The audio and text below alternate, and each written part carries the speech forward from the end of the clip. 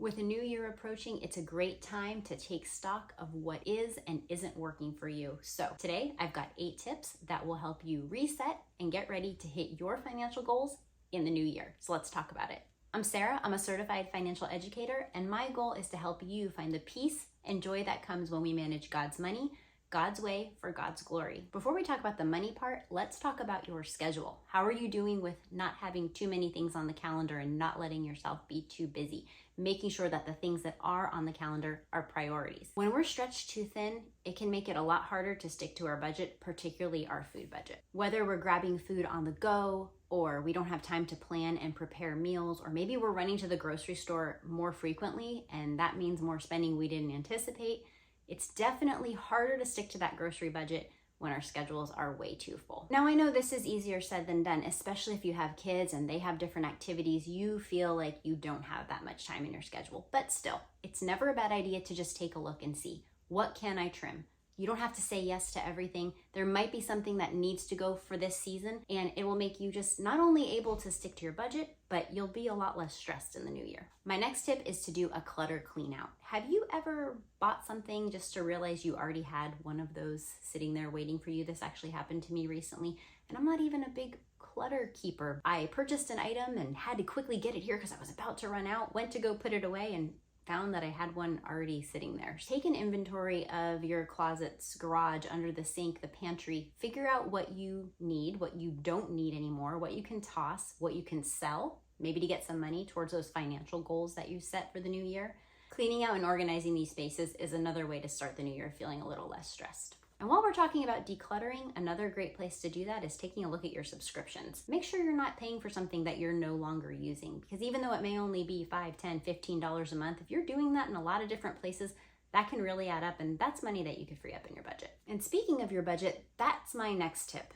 The beginning of the year is a great time to take a look at the budget that you've been using. Now, maybe you're not using a budget yet, and that means it's a great time to start. It's time to look at that budget and sort of reassess. Make sure that it's still actually working for your individual needs and any needs that might be coming up in the new year. Let me give you an example.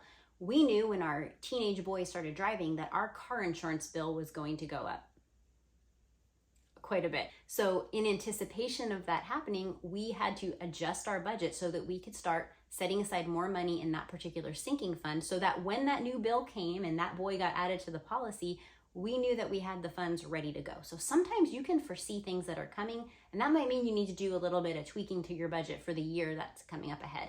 Really, every single budget you make should be very unique, because every month is not exactly the same. Some of our bills are recurring and they're the same amount, but a lot of our bills and other financial needs, they vary. So it's a great time to really take a look at your budget, see if there's some things that need to be adjusted as you head into the new year. And sometimes when you reassess, you actually see some bills that are going to go down. Like this year, our oldest son started paying for his own gas and cell phone, so that was money that was freed up in our budget. So sometimes it's kind of fun too.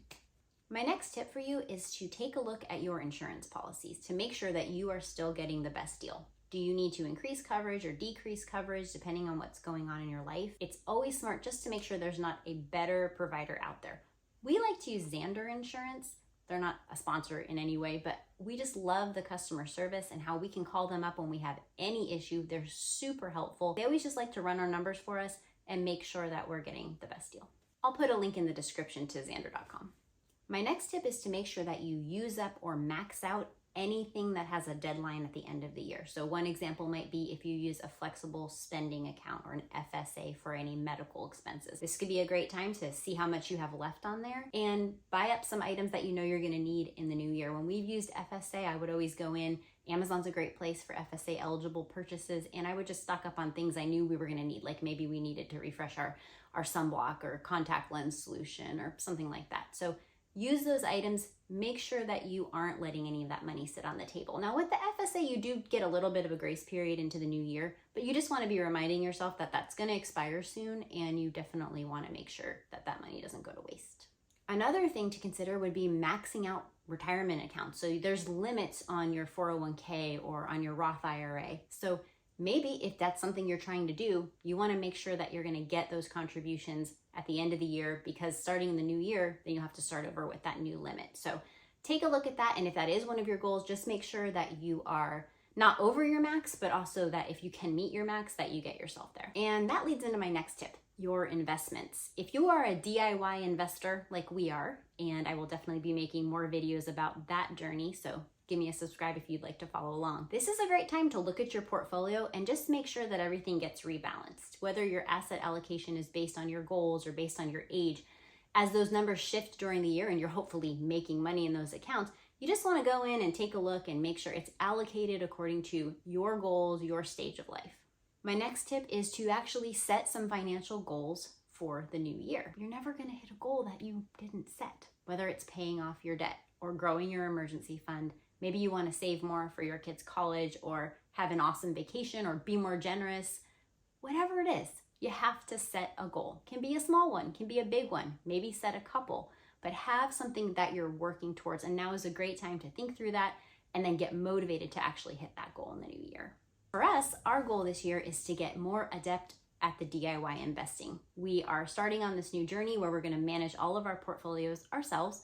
And that means we have a lot to learn and we have some changes that we need to make. And I'm super excited to share all of that with you guys here. But have a goal and make sure that you are doing what you need to do to hit those goals. And hopefully I can help you hear it. It's all his and motivate you along the way. So I know not everything we talked about today applies to all of you listening, but let me challenge you to pick one or two things so that you can do a reset, take stock, and prepare to hit your financial goals in the new year.